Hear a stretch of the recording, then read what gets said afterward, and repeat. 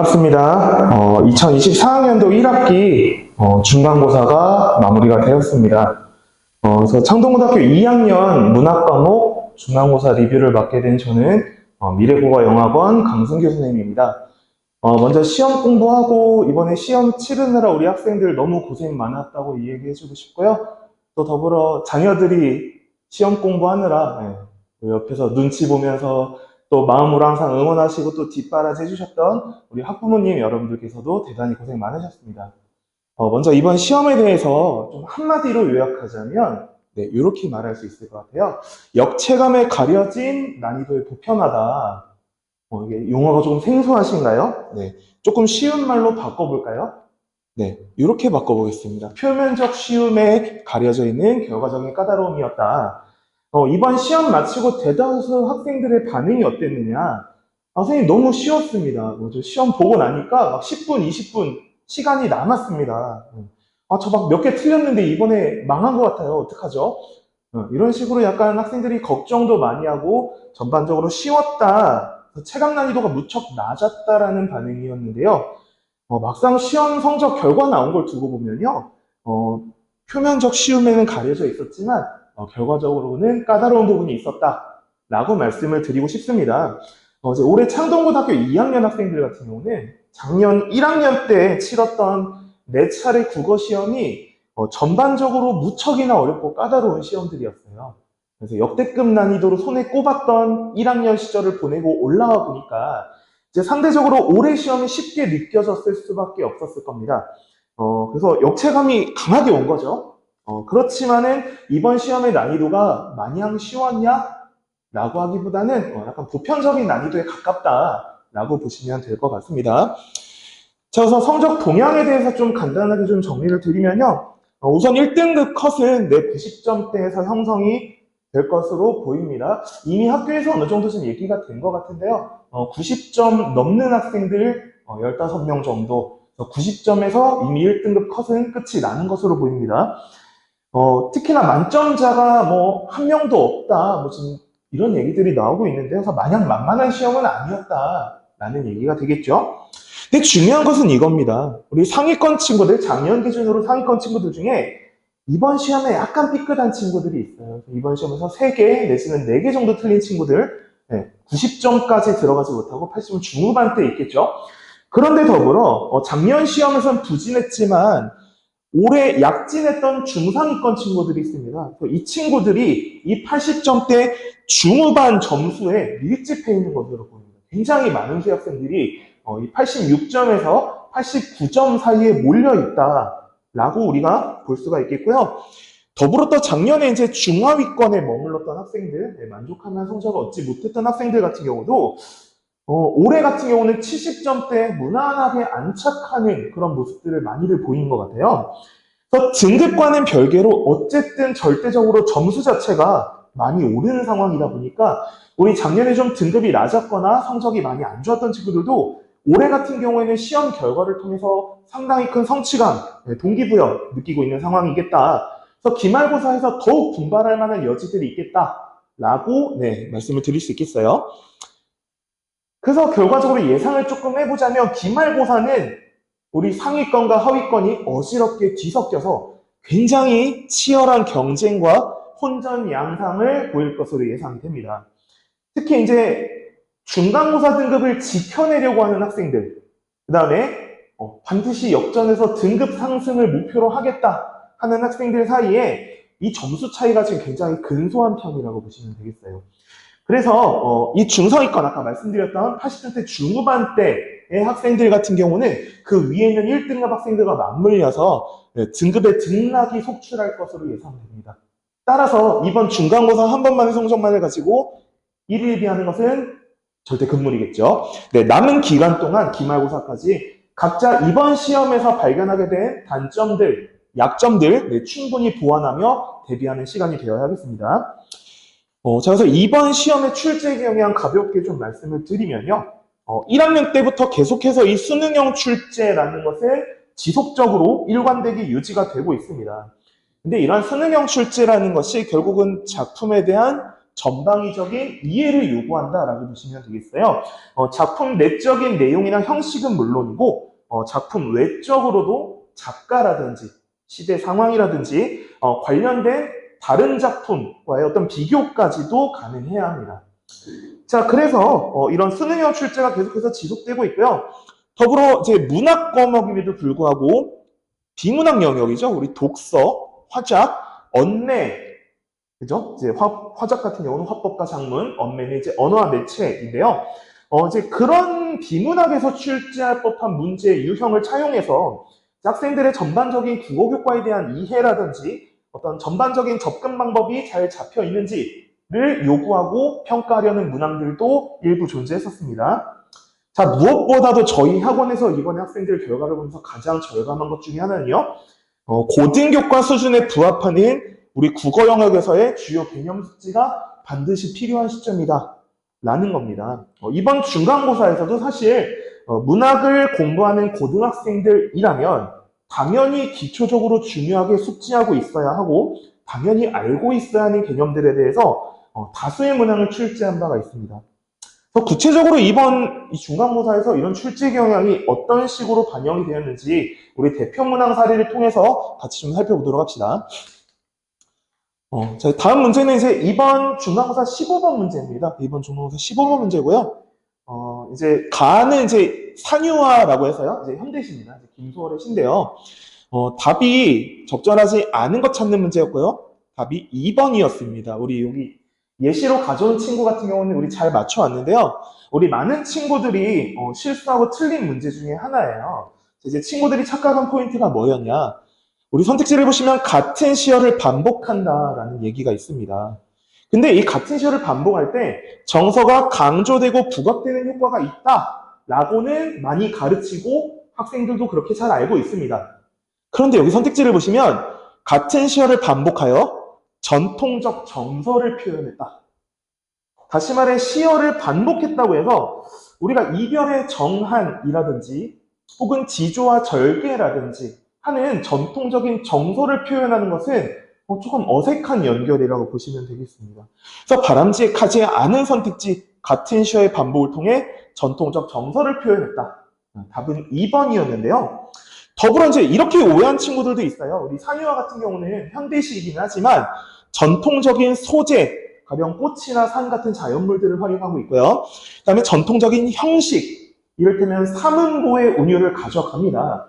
그렇다 보니까 선생님 산유화는 전통적 소재, 전통적 형식 쓰고 있으니까 전통적 정서나 비슷한 거 아닌가요?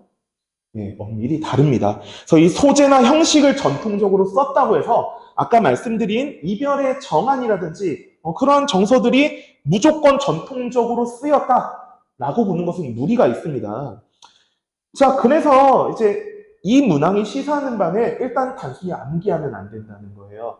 이제 우리가 이제 작품을 배울 때 어떤 작품 관련된 주요 사항들을 암기하는 것은 좋지만 이제 시험에 쫓기는 시험 도중에 이제 우리가 그 외운 바들을 적용할 때요, 비슷하거나 혹은 유사해 보이는 다른 개념, 다른 용어에 이제 혼동하면 안 된다는 겁니다. 그렇다면 더더욱 우리가 이 문학의 주요 개념들, 문학의 주요한 방법과 논리들, 아까 말씀드렸지만 반복은 정서를 강조하고 부각하는 것이지 반복한다고 해서 전통적인 정서가 나오지는 않는다 라는 식의 판단이 개념적으로 정확하게 이루어져야 한다라는 겁니다. 그래서 아쉽게도 우리 많은 친구들이 좀 틀려온 것 같은데 요번 이제 출제 경향을 잘 담고 있는 문항이라 하겠습니다. 이제 또 다른 주요 문항 사례들이 몇 문제 더 있기는 한데요. 우리 영상의 시간상 그것들을 모두 다 말씀드리기는 어렵고 저희 구체적인 다른 문항들의 사례는 우리 블로그 포스팅을 통해서 좀 확인하실 수 있겠습니다. 그래서 주요 문항 사례를 통해서 우리가 출제 경향을 좀 살펴봤고요. 그 다음에 이제 이번 중간고사에서도 사실 저희 미래국어학원에서 예상했던 여러 출제 포인트들이 적중한 상황들이 좀 있었습니다. 그럼 이제 왼쪽에 보시면 이제 우리 이번 시험 3번 문제였어요. 이번 시험 3번 문제였는데 보니까 이제 보기를 제시하고 여기 특히 사전, 우리 국어 사전에 나올 만한 이제 사전의 어떤 형태, 사전형 구성을 통해서 이제 문법의 동의의어 개념과 문학에서 활용하는 중의법의 개념, 중위법이라고 하면 하나의 시어를 여러 가지로 해석할 수 있다라는 게 되겠죠. 그래서 이 사전의 모양을 보면서 우리가 문학에서 배웠던 중위법과 잘 연결할 수 있는지를 묻는 문제 유형입니다. 근데 이런 사전형 문제 같은 경우는 내용이 어렵다기보다는 형태가 낯설어요. 그리고 이 사전이라는 걸 요즘 학생들이 우리 국어 사전을 들춰보는 세대가 아니다 보니까 이 사전의 구성 자체가 생소해서 여기서 허심을 빼는 경우들이 많이 있습니다. 근데 이제 우리 미래국어관에서 이제 오른쪽과 관련된 오른쪽과 같은 예상 문항을 통해서 사실은 학생들이 미리미리 좀 사전의 구성을 익혀둘 수 있도록 그다음에 동의어 관계와 중위법이 충분히 연결될 수 있다라는 가능성들을 미리 대비를 시켰고요. 네, 결과적으로 잘 적중이 된 문항이라고 볼 수 있겠습니다. 또 다른 적중 사례 한번 살펴볼까요? 자, 이번에는 이제 시나리오였어요. 이제 뿌리 깊은 나무, 이제 드라마로 여러분들이 잘 아실 만한 작품인데, 우리 보통 시나리오 작품이 나올 때는 원작 소설과의 비교하는 문제가 많이 나옵니다. 예, 우리 뿌리 깊은 나무 같은 경우도 동명의 원작 소설을 시나리오, 이제 드라마 각본으로 이제 각색한 작품이다 보니까, 그러려면 이제 소설의 특징과 시나리오의 특징, 더불어 이 작품이 그렇게 각색되는 과정에서 어떤 부분이 바뀌고 어떤 부분이 바뀌지 않았는지에 대해서 이제 총체적인 이해를 필요로 하는데요. 역시 학교에서도 보기로 원작 소설을 제공을 했고요. 이제 이 원작 소설 같은 경우는 사실 여기저기서 많이 출제가 됩니다. 학교 교과서에도 있고. 그래서 이 원작과 보기를 비교하는 문항을 냈는데요. 답은 1번이었고요. 그래서 원작인 나가 시나리오다 보니까 우리 드라마 같은 경우는 어떻게 보나요? 우리가 배경음향도 깔리고 즉 귀로도 듣고 그 다음에 연기하는 것이나 어떤 그 화면상의 조명 등을 눈으로도 보게 되죠. 그래서 글자로만 단순히 줄거리나 어떤 인물의 감정 등을 제시하는 소설보다는 시나리오가 훨씬 감각적으로 제시할 수밖에 없습니다. 근데 우리가 학원에서 예상문항으로 역시나 또 이런 식으로 윗글과 보기를 비교하여 읽었을 때 매체에 따른 표현 방법과 특성에 따른 설명, 그래서 원작 소설과 시나리오 본문을 비교하는 문제 예상 문항을 통해서 충분히 연습했었고 그래서 적중한 문항 되겠습니다. 하나 정도 더 살펴볼까요? 자, 이제 어려운 얘기는 아닌데요. 우리 현대소설 유자소전이라는 작품이에요. 이 유자소전에 보시면 이제 예스러운 단어들이라든지 약간 옛날 말들, 그 다음에 이제 방언이나 비속어들을 굉장히 많이 씁니다. 그러다 보니까 이런 작품의 특성상 유자소전 출제할 때는 사실 반드시 어휘 뜻풀이 문제를 출제를 합니다. 그런데 이 어휘들이 익숙한 것들이 아니다 보니까 반드시 시간과 공을 들여서 암기를 해야만 해요. 근데 이 부분 저희가 학원에서 역시나 예상문항을 통해서 저희 실전 테스트를 통해서 미리 점검해 보니 많은 학생들이 틀렸습니다. 그 시점에서 저희가 상당히 강조를 했어요. 어휘 뜻 이거 무조건 한 문제는 나올 거다. 그래서 교과서에 있는 단어 하나하나 살펴보고 모르는 것들 하나하나 체크해서 다 암기해야 한다. 그래서 이 부분들에 대해서 대비가 잘 됐던 친구들은 학교 시험에서도 동일하게 출제가 됐을 때 무리 없이 잘 맞춰오는 상황들. 그래서 다행히도 적중한 문항이 또 하나 이렇게 큰 도움이 됐을 것으로 보입니다. 자, 그래서 저희가 지금까지 올해 중간고사의 어떤 성적 동향, 출제 경향, 그 다음 저희 미래국어학원의 이제 주요 적중 사례들을 살펴봤는데요. 우리가 이제 앞으로 기말고사가 또 남아있지 않습니까? 그래서 저희 미래국어 영어학원과 함께 우리가 기말고사 어떻게 대비를 해야 되겠느냐? 우선 첫 번째는 단순 암기에 그치지 말라는 겁니다. 이게 우리가 소위 얘기하는 중학교 때 암기해서, 즉 외워서 외운 거 가지고 답 고르는 어떤 그런 방식으로는 고등학교 수준의 수능형 문제를 따라갈 수가 없어요. 자, 그래서 저희 학원 같은 경우는 매주 수업된 진도에 대해서 서술형 문제지가 과제로 나가고 있어요. 서술형으로 답을 써야 하다 보니까 어떤 작품에 대해서 깊이 있는 이해, 그다음에 앞뒤 여러 정황들에 대한 판단까지도 통틀어 요구하는 그런 나름 까다로운 숙제들이 되겠습니다. 이렇게 과제를 해오면 클리닉 날 클리닉 선생님과 1대1로 채점하고 또 1대1로 질의응답을 통해서 이제 작품에 대해서 좀 더 깊이 있는 이해도를 확보할 수 있을 것으로 저희는 기대를 하고 있습니다. 그래서 절대 단순 암기에서는 문학 과목 돌파할 수가 없다라는 얘기입니다. 그다음 두 번째는 주요 개념에 대한 이해도를 높여야 된다. 네, 아까 서두에서도 말씀드렸지만 결국 우리가 고등교과에서 요구하는 수준의 어떤 문학, 국어 개념들은 충분히 숙지가 되어 있어야만 합니다. 그래서 이제 저희 학원 같은 경우는 이제 다수의 더불어 양질의 예상 문제를 이제 학생들에게 풀리게 되겠고요.